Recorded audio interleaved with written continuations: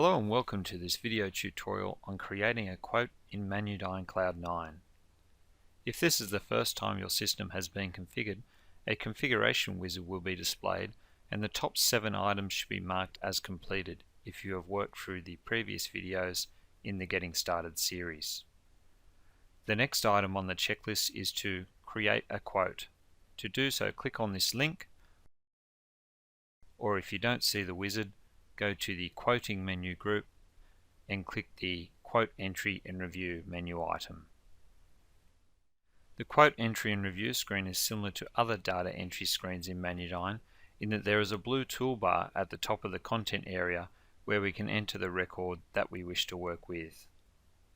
In the field located in the blue toolbar, we need to enter the quote number that we want to create or modify. Alternatively, when creating a new quote, you can leave this field blank and the system will use the next available quote number. I will leave the field blank and start by selecting a customer through the Customer Lookup Search button. I will select the customer record I entered earlier, Custom Designs, by double-clicking it.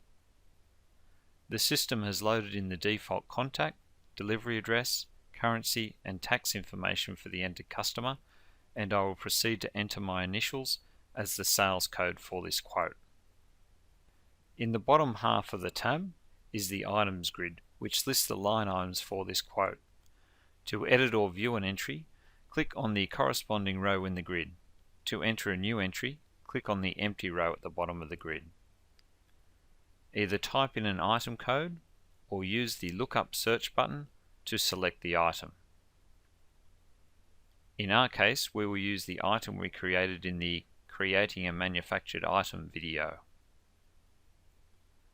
Once we enter our item, the system will calculate the estimated costs of labour and material, then apply the default markups to give you a calculated price, which can be overridden in the quote price field.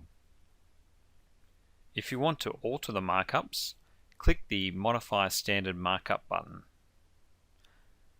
These default markups are set for each product type through the System Settings Product Types menu item, as discussed in the Configure Product Types video.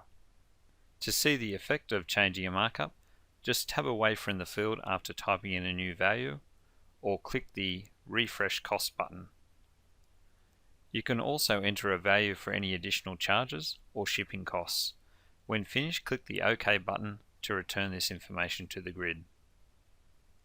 When ready to save and print this quote, click the Advice button in the toolbar. This is the standard quote advice format. You can either have your company name at the top of the printout or upload a letterhead image to use. Additionally, our support team is happy to work with you to create a custom layout to suit your needs. Now that we have the printout on screen, we have 4 choices. We can print directly to the printer, email the printout as a PDF, save it as a PDF, or close the printout and return to the entry screen. To enter a new quote, click the New icon in the toolbar.